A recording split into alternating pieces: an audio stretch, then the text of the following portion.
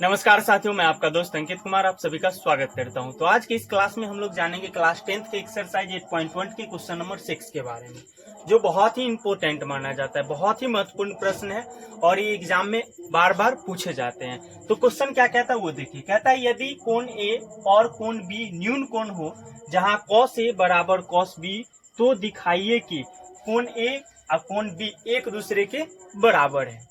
अब हम पहले इस क्वेश्चनों में दो कोण दिया गया है, कोण ए और कोण बी, ये दोनों न्यून कोण है। क्या कोण है? न्यून कोण है। तो न्यून कोण के बारे में हम लोग पहले जान लेते हैं। न्यून कोण किसे कहा जाता है?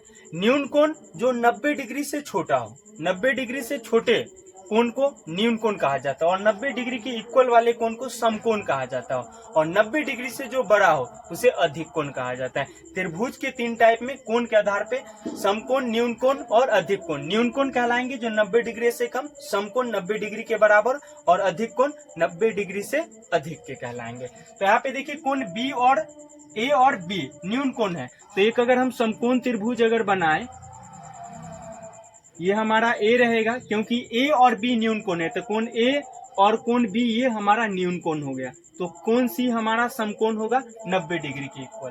तो यहाँ पे हमारा अगर कोण ए के लिए अगर बात करें तो 90 डिग्री के ठीक सामने वाली भुजा हमारी कर्ण कहलाएगी, और 90 डिग्री कोण के ठीक सामने वाली भुजा लंब कहलाएगी, और ये हमारा कौन चीज कहला जाएगा?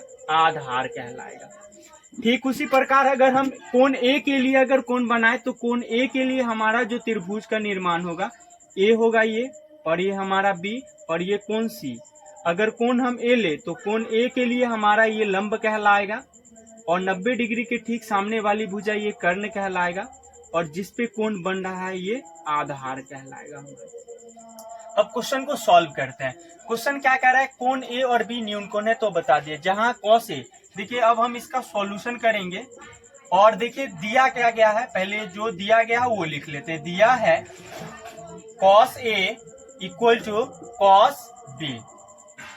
अब हमें क्या ज्ञात करना है और दिखाना है, सिद्ध करके दिखाना है, सिद्ध करना है, सिद्ध जो करना है वो हमको करके दिखाना है। कोण ए बराबर में कोण बी। अब देखिए नाउ इसका हम सॉल्यूशन पहले क्या करेंगे, cos ए का मान निकालते हैं। cos ए, cos थीटा बराबर, आप लोगों को हमने सारा फॉर्मूला पढ़ा चुका हूं। अगर आप लोग अभी तक उस वीडियो को नहीं देखे तो अवश्य ही डिस्क्रिप्शन बॉक्स में उसका लिंक रहेगा, जाके फॉर्मूला वाली क्लास देख लेंगे तो सारी फॉर्मूले आपको रिकवर हो जाएगा। cos ए यानी cos थीटा बराबर क्या होता है? आधार बट्टा कर्ण होता है। तो आधार बट्टा में क्या लिखेंगे? कर्ण। आधार बट्टा में कर्ण। तो cos ए के लिए जो हमारा आधार कहलाएगा वो AC कहलाएगा। cos ए का कोण लेंगे तो आधार AC कहलाएगा, और कर्ण हमारा कौन चीज कहलाएगा? AB कहलाएगा। ठीक उसी प्रकार हमें cos B निकालना होगा। क्या निकालना होगा? cos B। cos B निकालेंगे तो इसका भी होता है आधार बट्टा में कर्ण। आधार बट्टा कर्ण। आधार अगर कोण ए के लिए बात करें तो आधार हमारा ये BC कहलाएगा, और कर्ण AC। ये हमारा BC और क्या कहलाएगा? AB।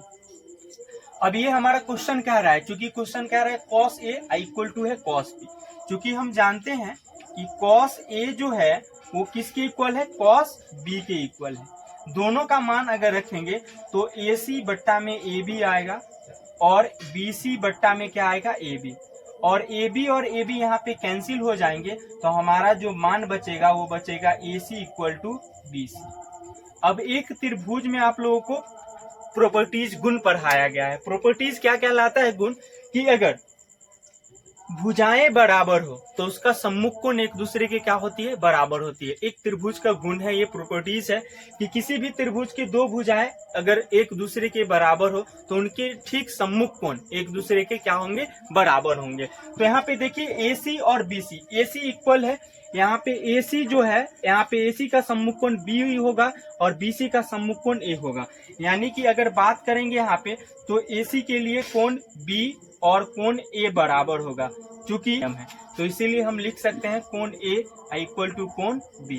और यही हमें क्या करना था? प्रूफ करना था। यही हमें क्या करना था? प्रूफ करना था। अगर वीडियो अच्छी लगी हो तो अवश्य ही इस को लाइक करे और कमेंट करे और चैनल को अवश्य ही सब्सक्राइब कर ले और अपना प्यार दिखाते रहे, ताकि आगे भी हम मोटिवेट होते रहे और आपके लिए ऐसे वीडियो लाते रहे। इस चैप्टर में 8.1 में अगर और कोई क्वेश्चन दिक्कत हो तो आप अवश्य ही कमेंट बॉक्स में क्वेश्चन नंबर टाइप कर दे, ताकि मैं उसका सॉल्यूशन आपको जल्द ही करा दूं और आपकी समस्याओं को खत्म कर दूं। तो मिलते हैं नेक्स्ट वीडियो में, तब तक के लिए जय हिंद।